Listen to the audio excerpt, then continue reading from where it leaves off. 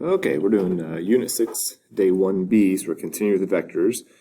Yesterday we learned what a vector was and just some general properties of a vector. And you remember it's just a magnitude and a direction. It's a force going somewhere. If it's just a force, then it's a scalar. But if it is, but it has a direction to it, then that means it's a vector. So our learning targets: I can add, subtract, and scalar multiply and write a unit vector, and I can use vector operations and applications. So given these two vectors, so let u be in component form, -1, 3, and v be 4, 7. Remember, all it's saying is this vector is going left 1 and down 3 units. So from a starting point, it went left 1, down 3, and that's the ending point. This one went right 4 and up 7. When we're adding or subtracting algebraically, which is probably what I'll use most, because these are nice. These give a visual to it, the graphically stuff, graphically looking at it, but it's going to be more efficient just to algebraically do it. But this says that if u is u1, u2, and v is v1, v2, and k will be a scalar, and we'll deal with that when we get down below. You see scalar multiplication down below. We'll deal with the k, but the sum, or the resultant, it's also called the resultant, it basically is when two forces act together. The result is what comes out, the resultant of the vectors. It would be you add the u and the v1, u1, v1, it's basically just the x coordinates, and then add the y coordinates, the u2, v2.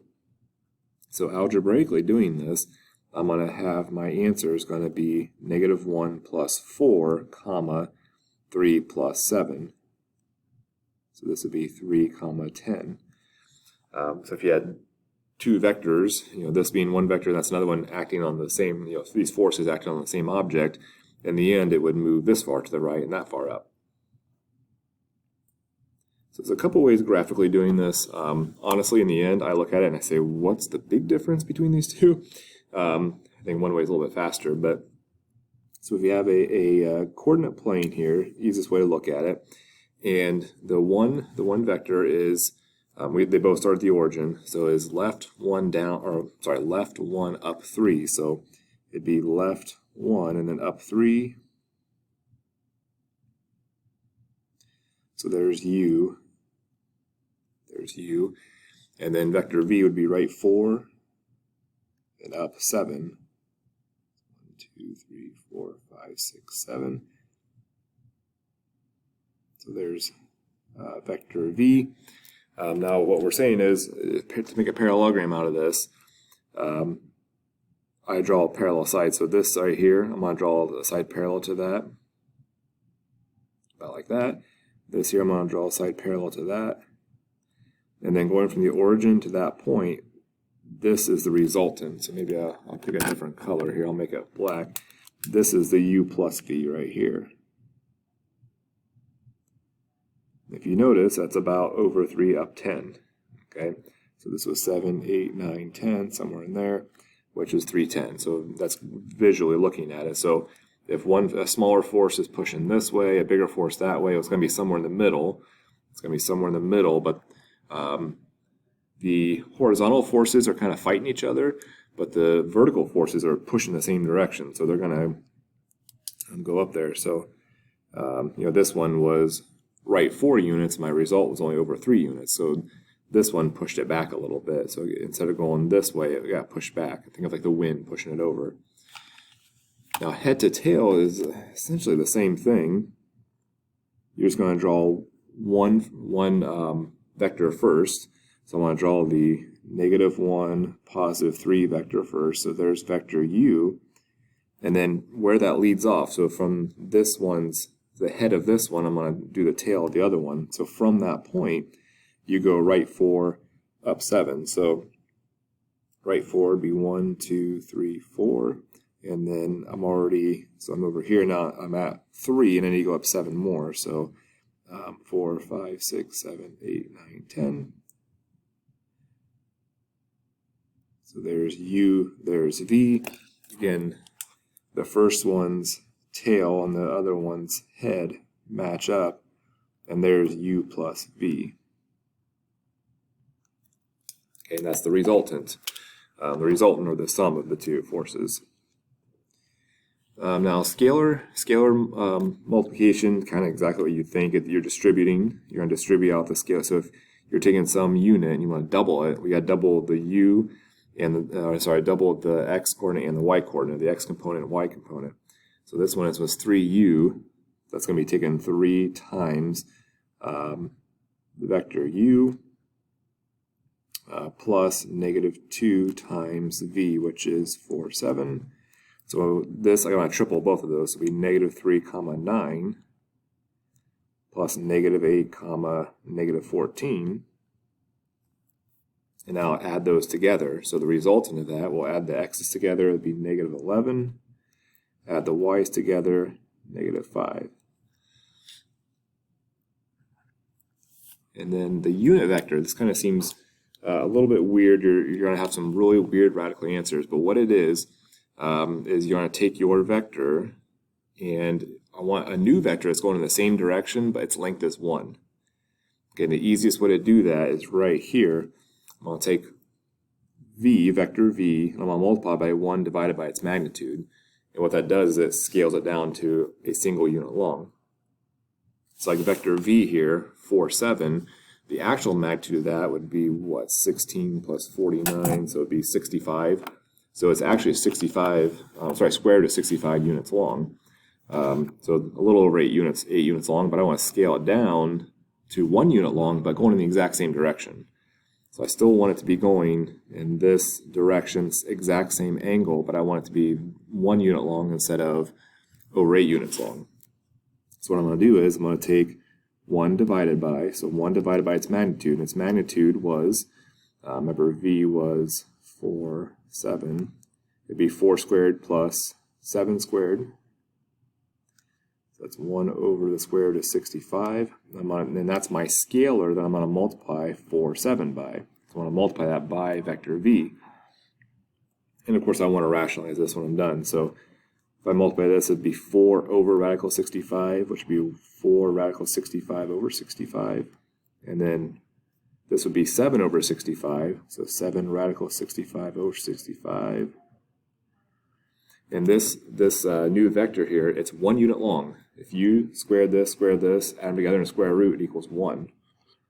But it's going in the exact same direction as 4, 7. So I scaled it down to just 1 unit long. That's the whole point of unit vectors. Okay, so let's go to some applications now. So I'm going to apply this to some problems. I can get my paper to fold correctly.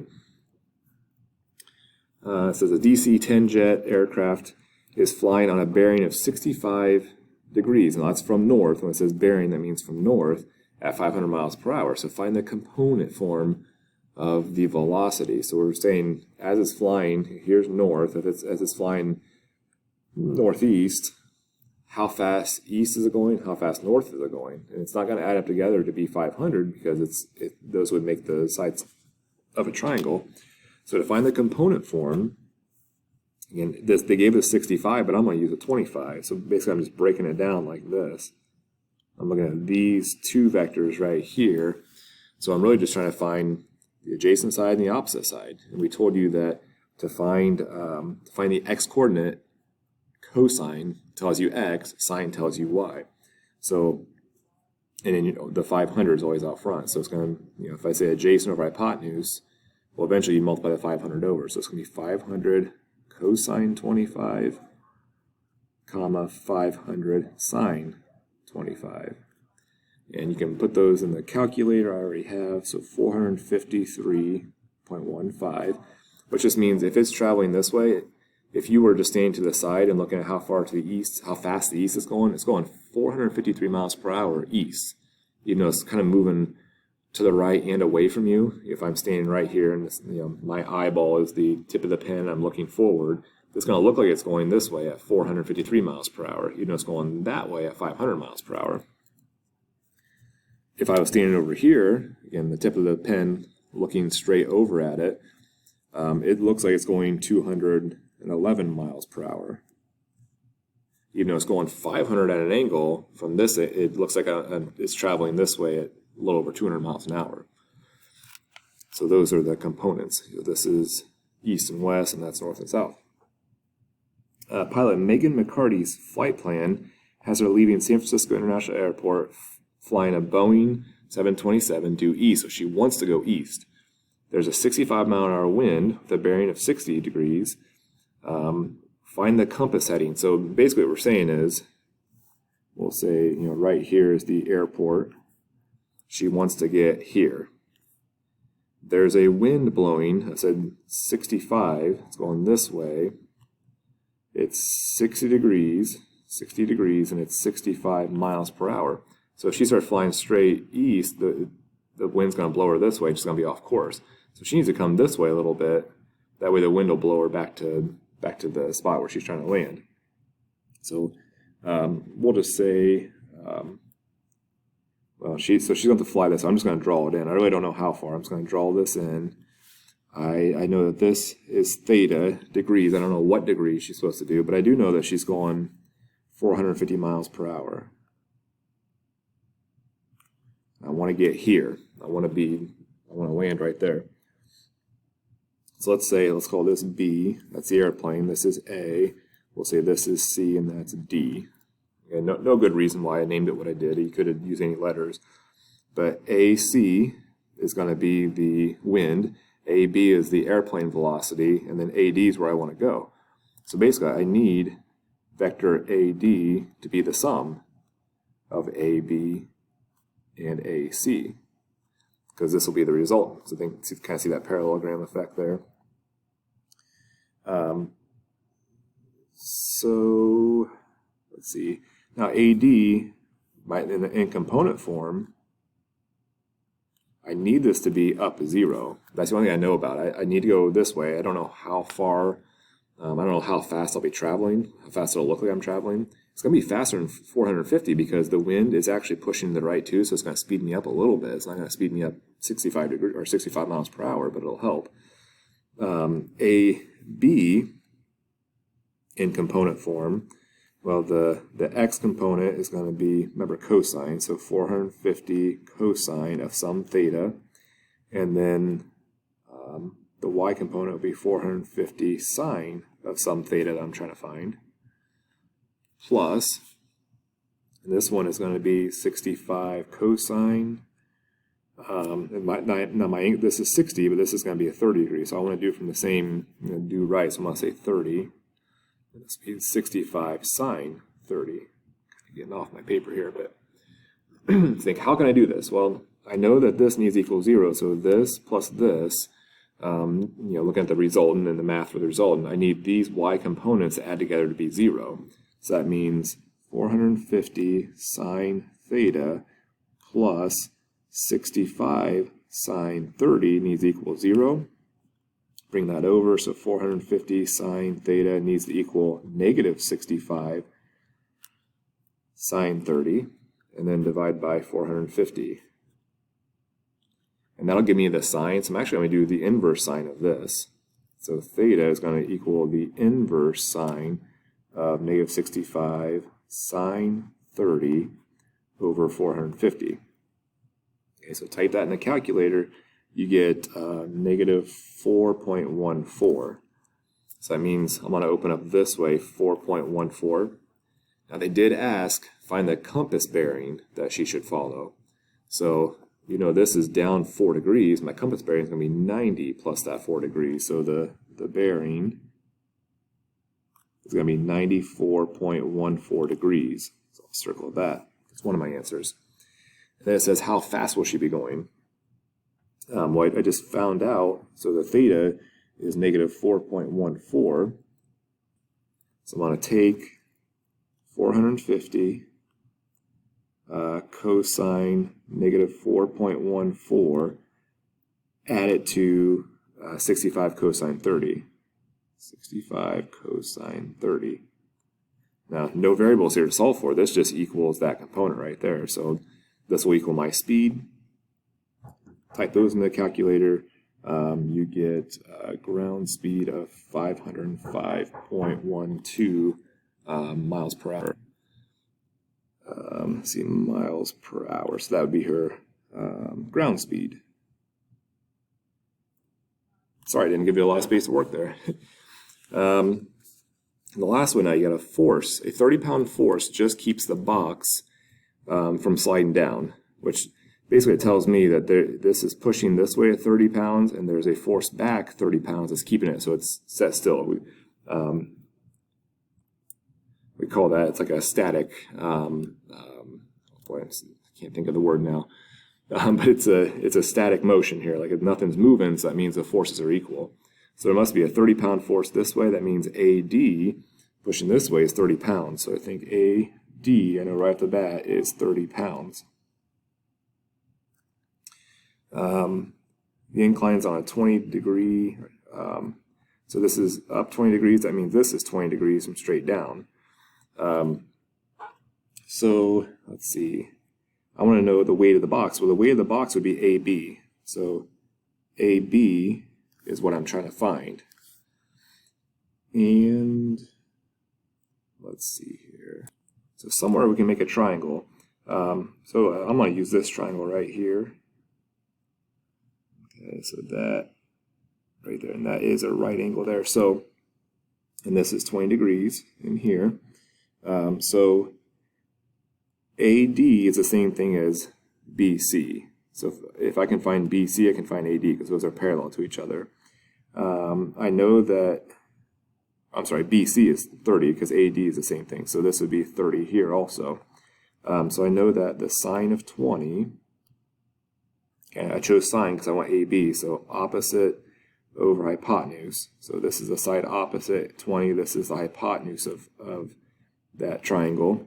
So opposite is BC, which is 30, over AB, which is what I'm trying to find. So now I'm just going to solve for AB because AB is the weight. So AB would equal 30 divided by sine 20. So 30 divided by sine 20, type in the calculator, you get 87.71 pounds. So yeah, so the video is a little bit longer than I thought it would be, but on these problems, just think of it simple. Think of it triangles. You know, you're just trying to find sides of a triangle because that's what vectors represent. So I think sometimes when you look at a picture, I know I do too, I get myself confused, I overthink it. I think forces go in directions, which way? Well, just look at the triangle itself. Okay, like this one, I wanted to find the weight, I need to find the straight up and down line.